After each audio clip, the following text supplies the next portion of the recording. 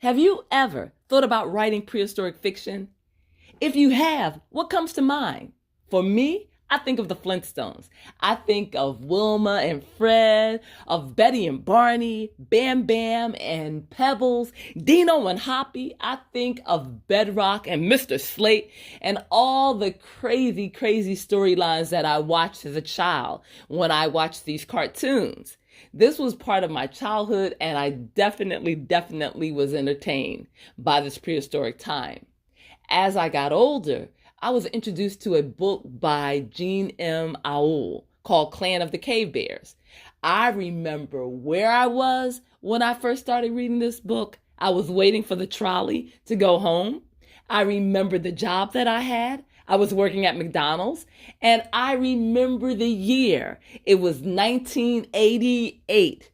This book was phenomenal. This book, just the writing in itself was just amazing, and the description and the fact that there were a lot of times when dialogue wasn't used, when narrative was used, but she was so descriptive and so creative and so talented in storytelling, you didn't really care. And the characters, oh my God, the characters was unbelievable. It's about a young woman, Ayla. She is a Cro-Magnon, and during an earthquake, she is devastated and she is separated from her family. I'm not going to get into a lot of detail because I want you to read this book and be shocked and awed.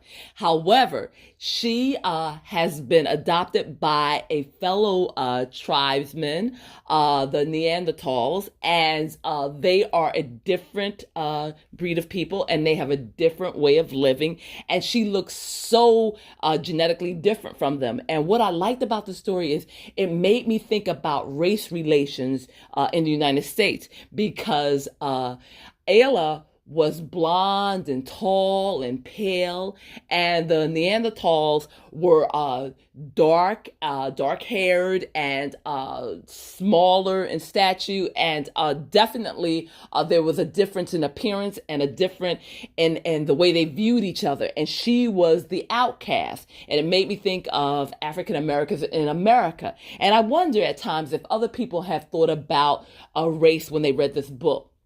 However, this book was on the New York Times bestseller list for a year. It's been translated in many languages. It's been made into a movie. It has sold millions of copies. So check it out and let me know what you think.